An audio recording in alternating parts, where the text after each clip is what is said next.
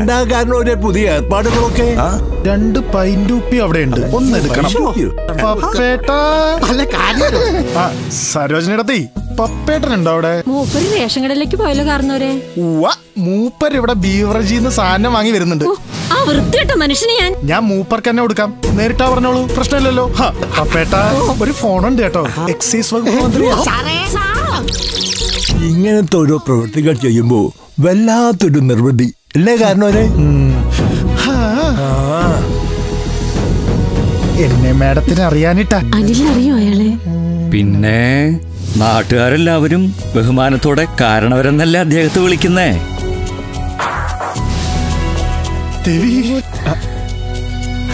ആരാ ഈ പാതിരായിക്ക്? ആരാ? എന്താണോ? പ്ലീസ് പോണോ? സുഖമുണ്ടോ സത്യേട്ടാ? നല്ല സുഖം.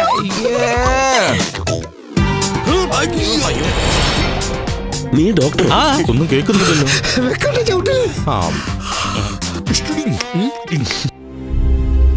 ഒന്ന് വരോ? എനിക്ക് സീനിയർ സിറ്റിസൺസിനോടൊക്കെ ബഹുമാനമുള്ള ആളാ.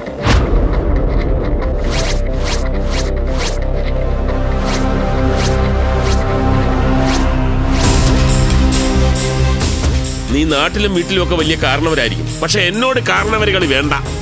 എന്ത് കാര്യവും നീ പറയുന്നത് കേൾക്കുന്നവരാ ഞങ്ങൾ, പക്ഷെ ഈ കാര്യത്തിൽ അത് പ്രതീക്ഷിക്കില്ല. ഈ കാരണവരുടെ മേലങ്കൊക്കെ അടിച്ചു വെച്ച് 28 വയസ്സുള്ള യുവാവായി ജീവിതം ആസ്വദിക്കണമെന്ന് തോന്നിയിട്ടില്ലേ? കാരണവരായി പോയില്ലേ? ഇവിടെ സ്വാർത്ഥ ചിന്തകൾക്ക് പ്രസക്തിയില്ലല്ലോ. എന്റെ മുന്നിൽ ഇനി അടച്ചു വെച്ച അധ്യായങ്ങളില്ല, പുതിയ വിഷയങ്ങളാ.